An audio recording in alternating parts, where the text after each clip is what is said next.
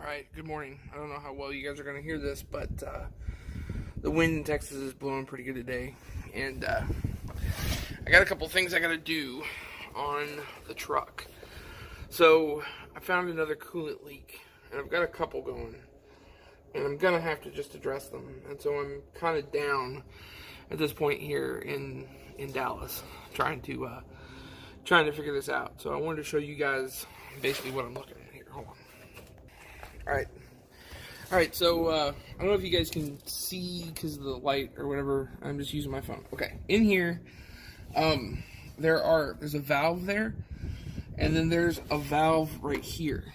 And both of these valves are leaking. Now, these valves are not original to the truck. I added these valves in about 2 weeks ago, and unfortunately, I think there's a barb in here that comes off of this valve that stretches down here, and I've got it tightened down on the clamp, but it's still leaking. So I'm gonna have to take this out and see if I can't do it a little differently. And so these valves, what they're for, or what I put them in for, was basically to to turn off the heater core. It's an old trucker's trick, and so you turn off the heater core so that way, when your air conditioner is running in the summertime, you're not getting any heat inside the cab of the truck. That's that's hindering its ability to cool down the inside of the truck. So those two valves, the top one was actually doing pretty good, but it seems like it's starting to leak a little bit. So you can see I've got some coolant on my finger there. But this one's been a problem since I put it in, basically. And I've tried everything I could think of, especially sitting on the side of the road or whatever to fix that, but it's still giving me issues. So I'm gonna have to deal with it here today. But the other problem that I've got is over here on the front of the engine, and I'm pretty sure.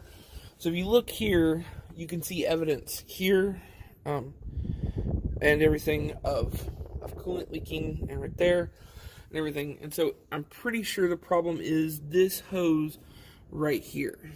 Okay, and so I think it's just leaking from right around here. I'm hoping that's what it is, because that's going to be cheaper to fix than if it's the water pump. But what I did was I revved the engine up to see to see if under pressure it was leaking, and it was seeping. So I think that hose has gone bad. And if that hose has gone bad, then other hoses have gone bad too. So I'm going to have to start looking at trying to replace hoses here pretty quickly. Anyway, that's the plan for today. You can't, I don't know, the big hose, I don't know if I can get it at Kenworth or not, but I'm going to go to Kenworth. Well, I can get it at Kenworth, but I don't know if I can get it anywhere else. So I'm going to go to Kenworth and try to get it today, and then probably get some hose back here to kind of replace this, and then I'm going to go ahead and pull these valves off and try to fix them properly. So let's get to work. Alright, so I got my mechanic's hat on. See, so I can get in there and look at things. I got it draining at this point. You can see it there, hopefully. Where is it? So there you go. You see it draining? I got 2 buckets there. One, and that's the third. I got 3 buckets, because here's the next bucket here. That's the first bucket that came out. And then that's the second bucket filling up right now. And then there's a third bucket here, in case that one doesn't fill that one fills all the way up, which I think that one's gonna not fill all the way up. Anyway, so that's where I'm at now. Just loosened it, put a bucket underneath it, let the first bucket fill up, let the second bucket fill up. That's as simple as that. So as soon as I can get that piece off, I'll start working on these 2 valves here and take all that apart. Get back with you. Alright, so here's this little booger here. This is that hose I was talking about. And it looks pretty good, but you can just see right here on the edge there, there's a little crack. See that? I don't know if you can really see it. You see right there? Right there. You can just see a little crack right there on the hose. And that's where the problem is, right there. So, time for a new one. So, I got my 3 pieces of hose out. Here's the big one I gotta go get. And then, here's the upper valve that was in there. I don't know exactly what I'm going to do with this, but we'll figure it out. I need to ask some questions, I think. And then this one came out with the piece of hose attached to it. So I think part of the problem with this one is this is not 5/8 hose, so, or something. So, and I put this in, but I broke the clamp on this side. So I've got to get that off somehow, and then get the valve out, and then try to go get this hose as well. So we'll see what happens. I'll keep you up to date. So something I do want to show you while I'm standing here is, you can see the damage to this hose from that one clamp that broke.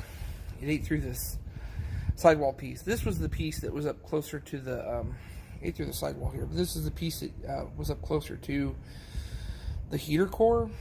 So this was on the non-flow side once the valve's closed, and this is the flow side. And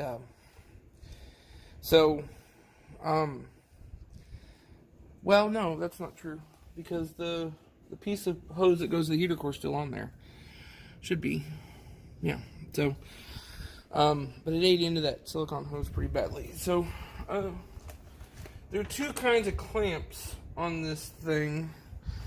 There's this clamp here, and this clamp is like a screw down clamp or whatever.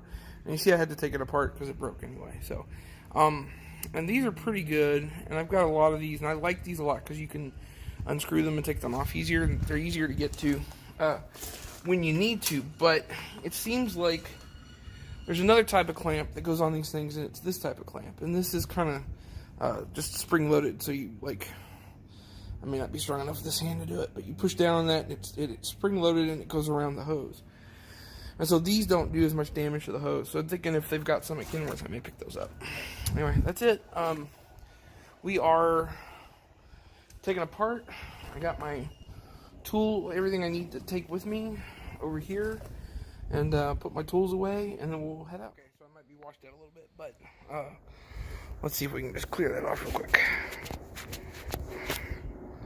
Better? Yeah, a little bit better. Okay, so here's all the stuff that I got at Kenworth. So, alright, so this is the old hose, okay, and this was the part that's bad. This is the hose that replaces it. It's exactly the same hose, okay. You can see this one's kind of bulged out, and this one is not. This cost me $40 for this 1 foot of hose, okay. So I got a foot, though, even though I don't need it, because there's other hoses on the truck that are this size, and you never know when you're going to need it, so got that extra.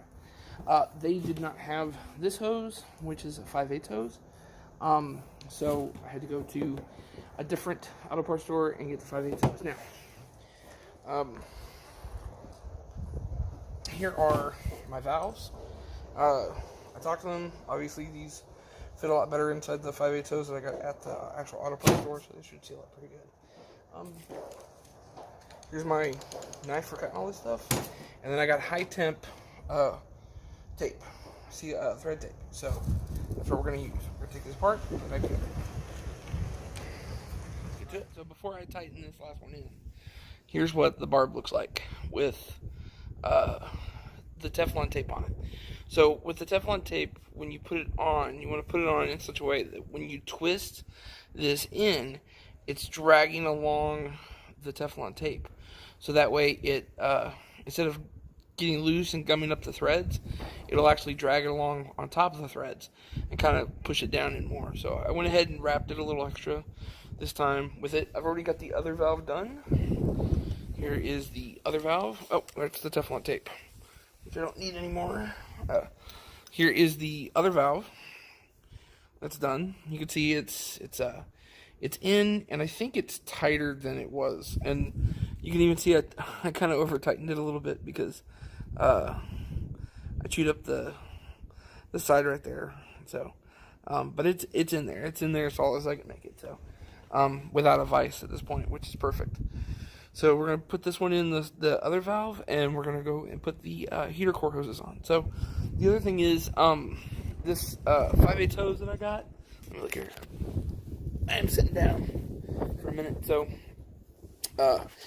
this 5/8 hose that I got, I walked over and I put it on the port on the truck to check it and see how tight it was going to be. And it was really a lot tighter than the other hose was, the blue hose I pulled off. So I think part of the problem with it leaking was that the blue hose was probably bad, which makes sense because I'm replacing the bigger blue hose as well. So, and then depending on if I want to try it or not, I may get underneath the truck and replace the little bit that goes to the radiator, just to be on the safe side at this point. But it looks like I've got, beyond that, it looks like I'm probably going to have some other hoses to replace too. There's a little hose that comes into the manifold. There's a coolant manifold in there that it looks like a regular radiator hose, but it's probably but it's a silicone hose. It's blue too, so looks like I'll have to be working on that pretty soon. So 700,000 miles. Laredo turned over 700,000 miles this week. Actually, she's got about 700,500 and some odd miles on her. And if I get a chance later to show you, I'll show you that. But that's where we're at so far. Okay, so here's where I'm at. The valves are back in here and here. Okay. The hose that was in here is the blue silicone hose, and I don't think it was any good. So I went ahead and replaced it. From this valve up to the heater core is new 3 5/8 hose, and then there's a valve here that comes off the heater system, electric valve, and that's all of this is new 5/8 hose. The other hose, the big hose, is in place. It's a little short, but I'm hoping it's going to work for where it's at. Next is to get all the coolant back in the truck. I got a nifty tool for that. I bought a battery-powered hand pump, liquid transfer pump. So I'm hoping that's going to work pretty well because I don't want to have to lift those big 5-gallon buckets up. But let me show you the hose I pulled.